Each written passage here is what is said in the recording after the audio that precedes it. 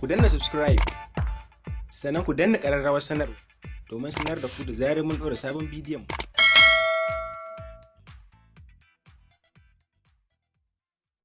Na li waliyihi sultana, Allah ce waliyin wanda aka ce din mun ba shi dama nan shi ma ya nemi a kashe wancan ko ya karbi diya ko ya ce ya yafi. Dama tana hannun shi, ba ta hannun gwamnati ko kotu, ba ta hannun ko da ministan shari'a, tana hannun wannan, ba ta hannun ko shugaban kasa.